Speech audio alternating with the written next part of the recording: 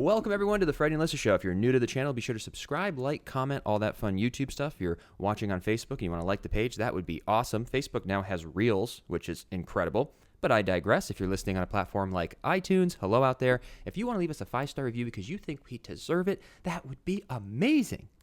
We have been putting up content now for probably like 5 years, but our podcast is approaching 4 years, and we couldn't be doing this without all of you lovely listeners. So thank you for tuning in, whether it's on YouTube or Facebook or Clips or on iTunes or whatever audio platform you listen. We appreciate you for going on this journey with us, and we are here to fill you in. But first, a word from our sponsor. There's honestly nothing more important than taking care of yourself. Can we agree? Because if you're not feeling your best, you can't be your best. Sambucol helps you feel your best with powerful immune support powered by nature's superfruit, black elderberry.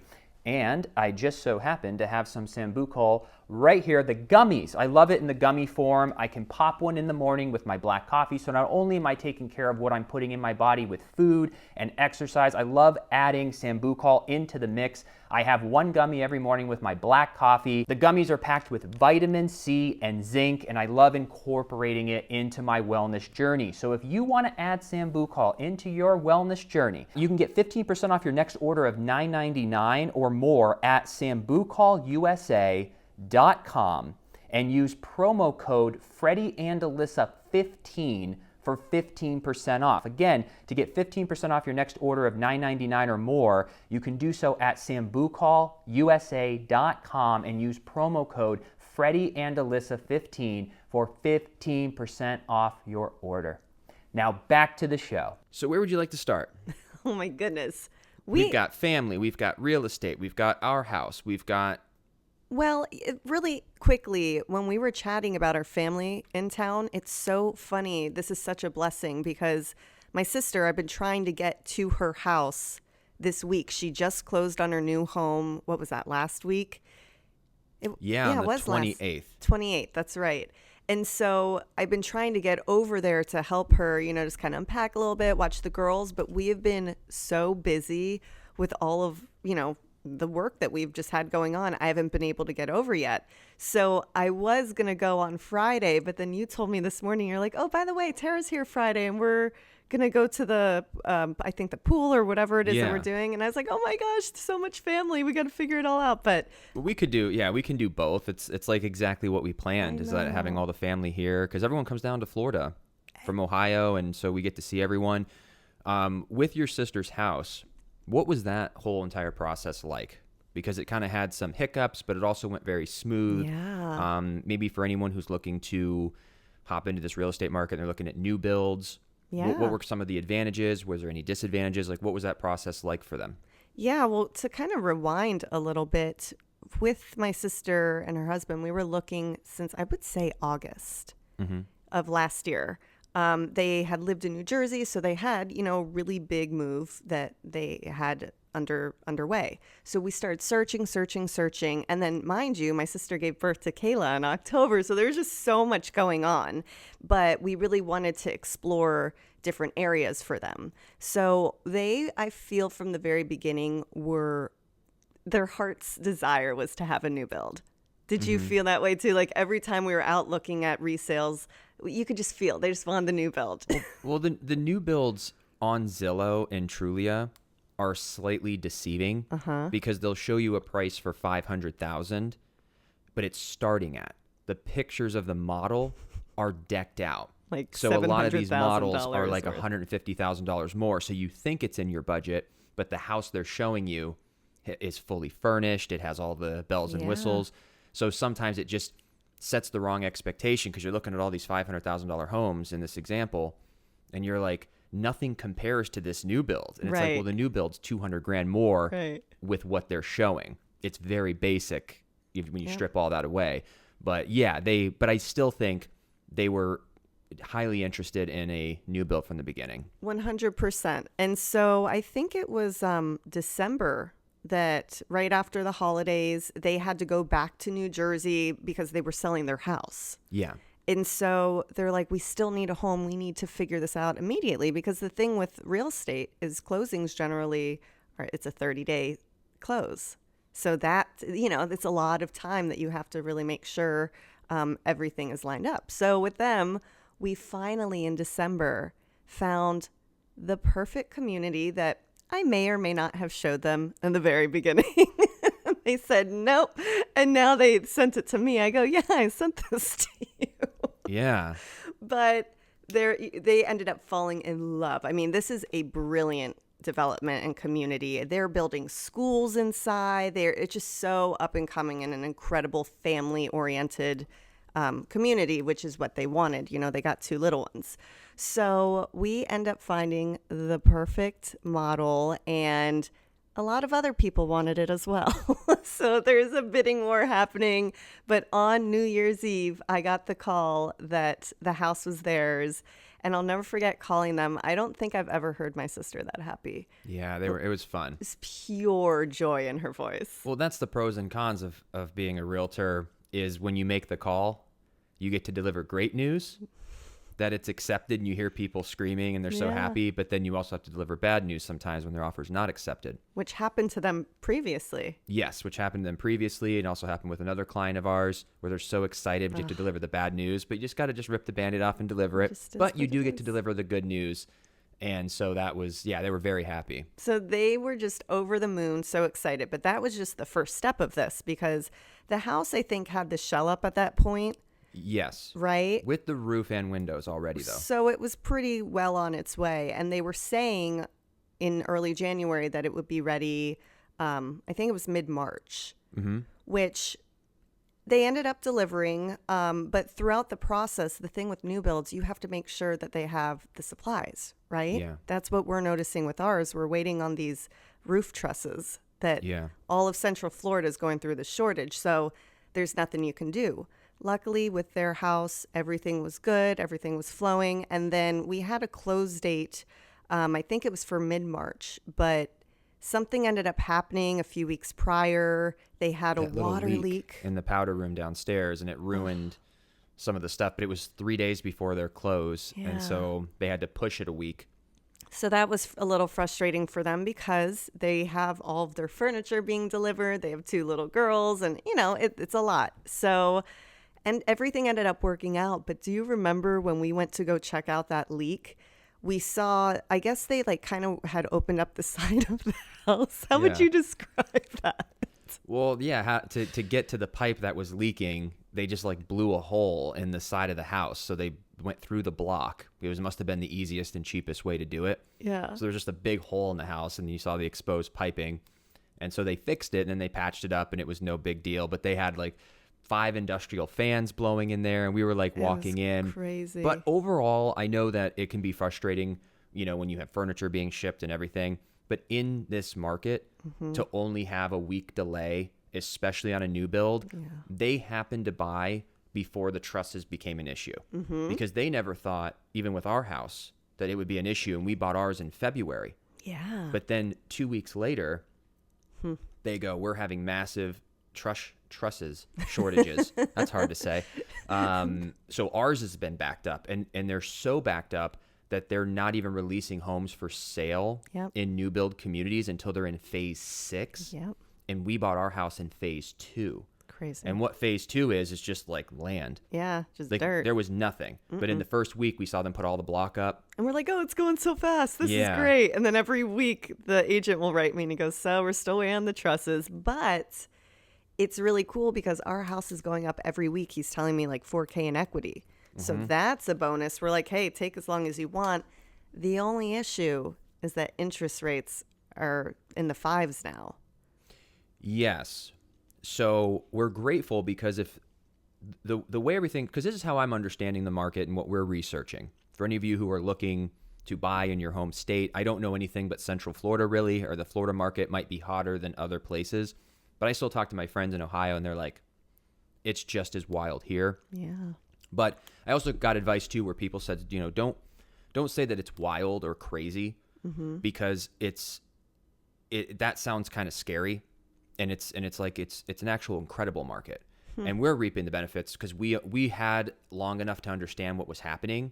So the reason that we bought our house, it's not our dream house, but it's really nice. Yeah. But we understood that the equity is going to go up, and we just need a piece of Florida. Mm-hmm. And so our home, and it doesn't even have a roof yet, but it's going up $4,000 a week in price. Yeah. So there's a chance by the time August, September rolls around that we might have $100,000 in equity. Yeah.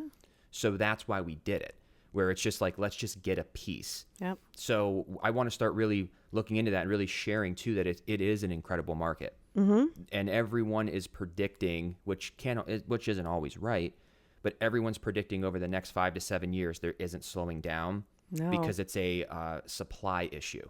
There's not enough homes for people to buy. It wasn't like 2008 where it was like a mortgage issue. Right. Where they were just giving all money out to people without being approved, and then they couldn't afford to pay it, and then they all went into foreclosure, and then it became a mess. Yep. Here, there just isn't homes. Yeah. There's 1,000 people for almost every few homes. So that's what's kind of happening, and I don't know what that's going to look like in a few years.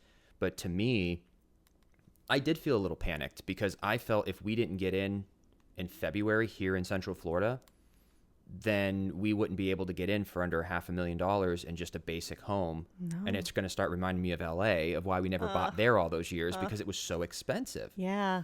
But like you mentioned, the only issue we're having now is that the interest rates are going up. Yeah. So when a year ago, interest rates were like 2.75. Yep. Now they're 5.5, which is creating a $600 increase on the monthly payment. And we can't lock in an interest rate until we're 60 days away from the close. So if it keeps getting pushed back till August, September, October, we're going to walk into it with tons of equity, which is going to be fun, but you can't really access that money. Right. But then if the interest rates go to 6.5, our payment's going to be up no. $800-900 more a month than people who locked in a year ago, but there's nothing we can do. So that's kind of the ebb and flow of. My hope, this is just a very large hope, is that I predict we'll definitely see those interest rates continue to rise through spring. It's going to be really hot. And I'm hoping that maybe they'll cool down a little bit by the end of summer going into fall. Yeah. I would love that. It's just a hope. Yeah, and then we can always refinance out of it if they ever go down. Of course. And even Matthew, the lender that we had on the pod, he told me that within the next 5 years, they're predicting 25% in price increases. So he's like, now is the time to buy. Yeah. You know, because it's just going to keep rising and rising. So. Yeah, it just boils down to doing what's best for you and your family. Yeah. The reason that Alyssa and I jumped in isn't even because we're like, oh, we're going to be a smart investor here and get a house and gain the equity. That's a bonus. Right. We just knew that rent, because there's no rent control in Florida. If we keep renting, because I would much rather have just rented, because I just don't want any of the hassle. I want all of our cash to keep going into all of our businesses and then grow, and then within a year be able to just get what we want. But they're going to raise the rent astronomically, $1,000 a month. So we're like, well, now we have to get a house because you can't get the advantage anymore of low rent. And there's no rent control. In California, that's one cool thing. If you stay if you would have gotten an apartment in 2015 and you never left, they could raise it like $50 a month each year. That's it. Right. But in Florida, they can just go, it's now $8,000 a month. Sorry, pay it or get out. And then there's nowhere to go. And now you're just in this small box paying $3,000 a month. I feel like I'm back in LA. Yeah. That was one of the benefits, is that you can come here, get a house for $250 to $300, rent a place for $1,400. That seemed like really cool. But now Florida is like chasing LA. So I'm just happy we got in so we could actually enjoy the benefits and didn't get caught. Yeah. So. Well, even when we got this apartment, the rent was great. Great. Yeah. And that was what I always envisioned. I go, come on, just give me some affordable, good rent, because in LA, we jumped from place to place. So we were always paying the premium price because we didn't stay in a unit for years, you know? So here I was like, oh, finally, affordable rent. This is great. And then now come to find out, I mean, our lease is up, August 15th? Yeah. So I'll be very curious. I mean, hopefully our house. It'll jump easily $800 a month. I think so, because it's a top floor unit too. With great sun. Great sun exposure. Yep. I was really particular about that when we moved in. Yeah, that's smart. So yeah, that's how that's all going. We had another offer accepted yesterday. Yes. And so that was very exciting. And it was also in Reunion.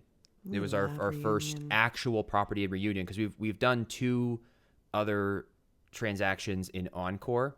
Which is Reunion, but it's another community. It's another next community, to Reunion but the Resort. actual like Reunion, this is our first one. That's where our Airbnb was.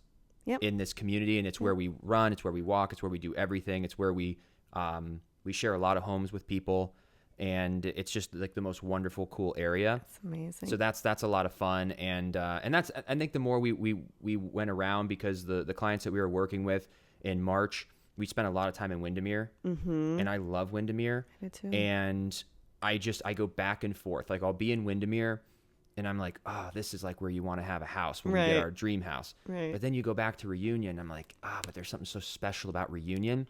But those are like the 2 places in Central Florida that really excite me. Yeah. They just offer different things. With Windermere, you can get like a half an acre of land.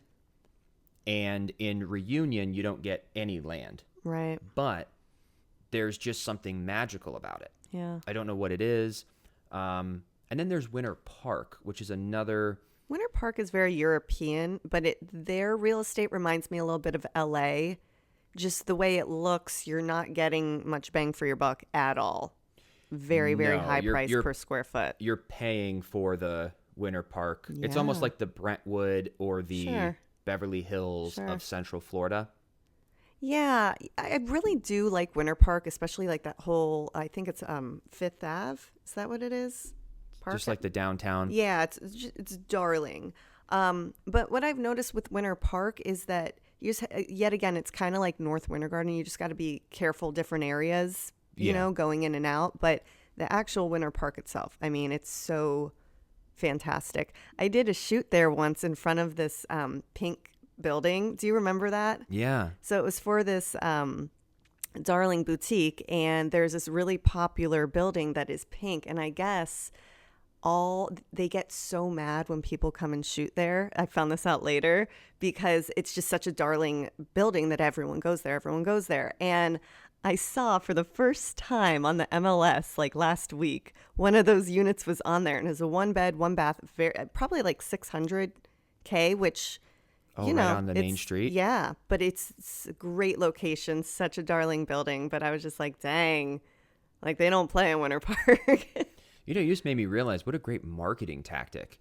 Like, imagine getting an office one day so that we can, like a real busy foot traffic place in Central Florida, to have our real estate office, but also our podcast studio. Yep. But then having like the wall, like have it painted to be one of the coolest influencer spots. Cool. And then maybe like have a few influencers locally or people in town go shoot there. So everyone starts going, where is this wall? Where is this wall? And then have everyone keep coming to the wall, but then everyone's seeing our podcast and our real estate business. Interesting. Because we were in Celebration with my parents, and there was so much foot traffic in downtown Celebration, and there's a brokerage there, and they have houses for sale.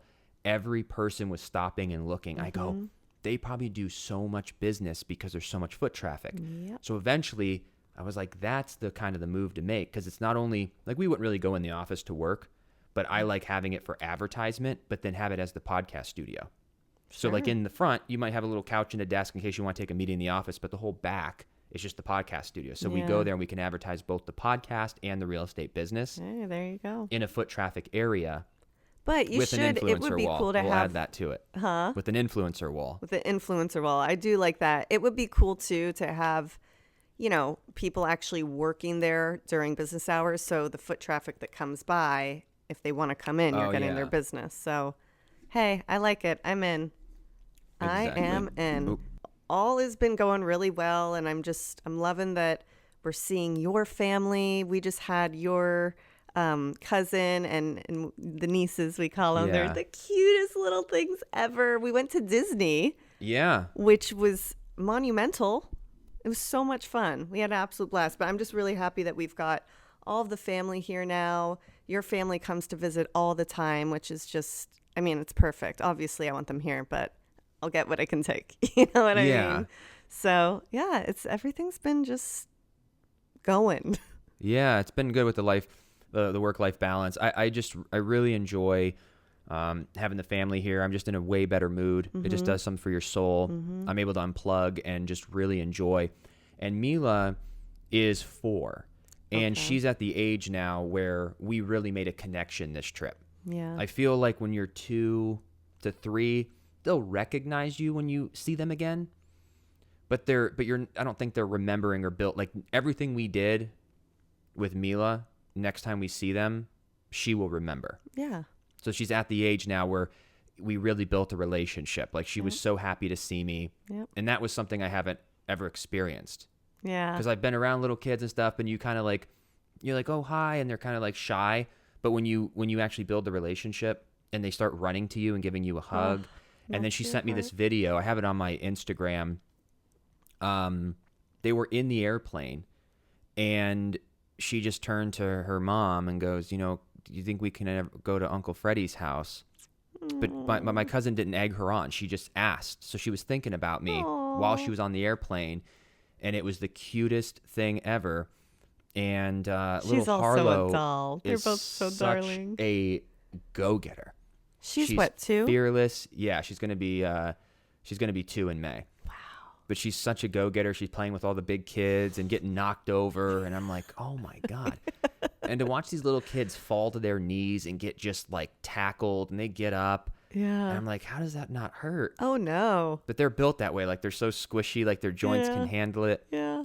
And yeah, it was incredible. And it was really cool because one of their last nights here, we went to their hotel, and it was a Disney hotel, so they were playing Aladdin up on this like big outdoor screen. All of the parents are kind of just sitting on the chairs, and we're just seeing all these kids, Mila and Harlow included, just playing with each other. And it's so interesting watching these little creatures be fearless and just go up and talk to someone and not worry about what they think, and they just start talking. And we would sit over here going, well, what do you think they're talking about? You try to listen, but you couldn't. But it's amazing. I learned just so much just watching them interact and watching all the kids of different ages get together and play Duck, Duck, Goose, and they're teaching everyone how to play. Yep. And they're playing and they're communicating. Yeah. And then Cherise was saying too, she's like, there's times that she just messes with us. Like if she asks, like, do you know when your birthday is?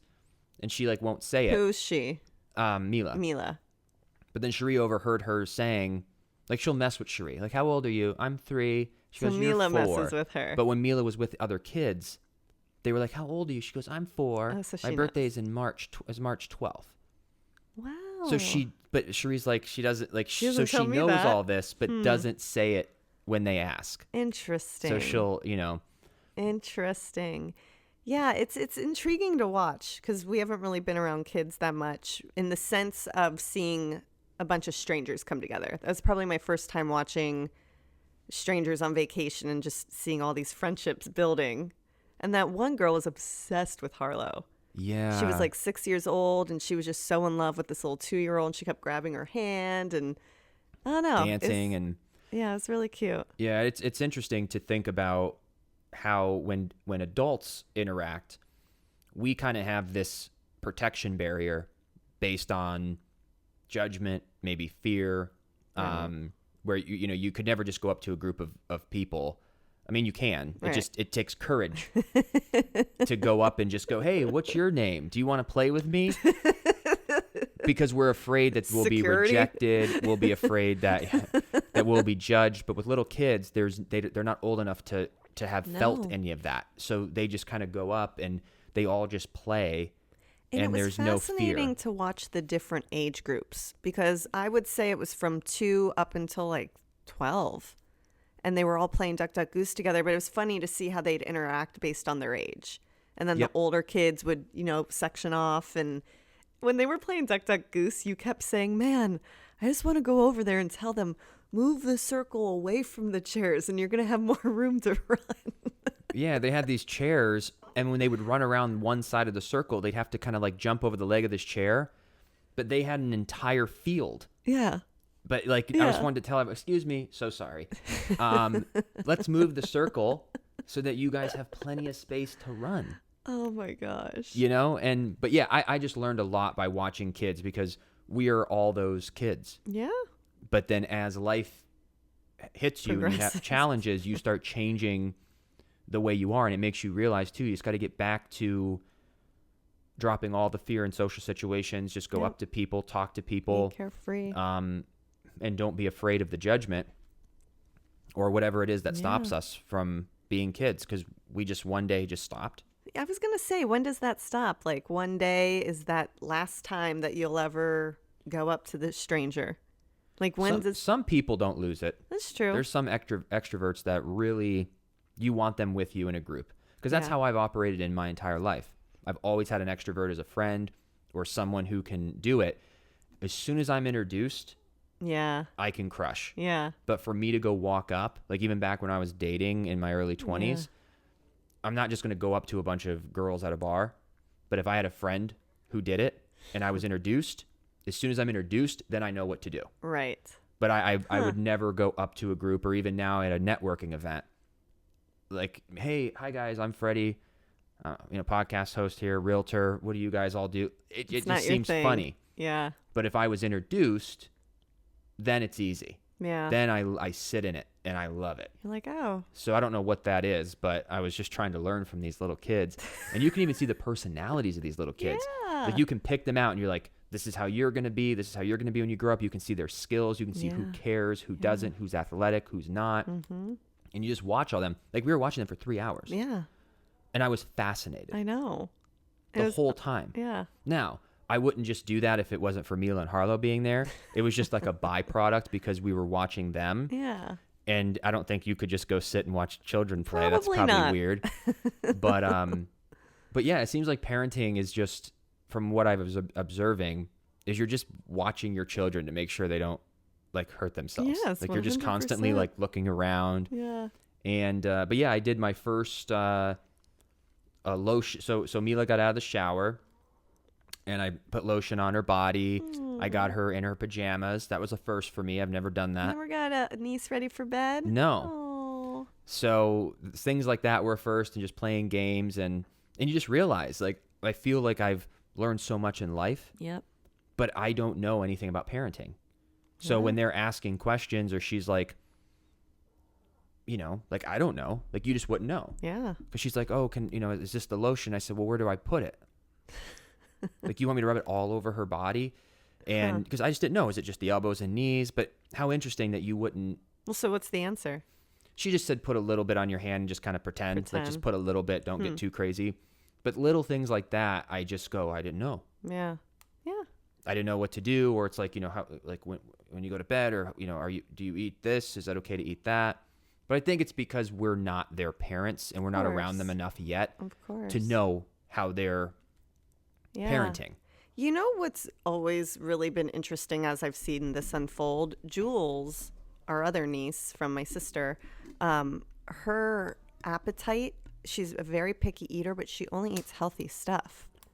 Like she wants like cut up peppers, raw, like she just loves veggies. That's like her go-to. Yeah. She won't eat pasta. She's not big. And that's just what she craves as a kid. And I go, I wish I had that. I know. That'd be nice. Well, it's easy because like kids love like mac and cheese and chicken fingers. I mean, those are. She won't eat that stuff. She goes, mm-mm. She's also Scorpio. I wanted to get them together, but it just hasn't worked yet. I know. But they're all the same age. Like those four are going to be able to grow up together. And we were even talking with my cousin Jeremy, and he's in real estate. He has a lot of investment properties in Ohio, and he's like, I got to think about this like Airbnb thing in Florida. Mm-hmm. And I was like, I'm trying to think about even next year going halvesies on one, and anytime they come down, they stay in it, or anytime my parents come down, they stay in it, and then we just Airbnb it out the rest of the time. Makes sense. Because that's the reason that even my parents don't stay longer. Right. Is that it's like $1,500 a week for accommodations. Mm-hmm. So if you came down for 3 weeks, you're dropping $5,000. Yeah. So that's it's not the flights. Right. It's not that they can't leave because they're retired, but it's like you can't come down 12 weeks out of the year and drop all this money. No, of course. But once we can figure out to get them a place, or even when we have room in our house, it'll be better. Of course. To be able to have people stay. But yeah, they're coming down, and then my other cousin Tara, which is Cherie's sister and the aunt to Mila and Harlow. Yep. She's coming down this weekend with a friend, and they're just like kicking it.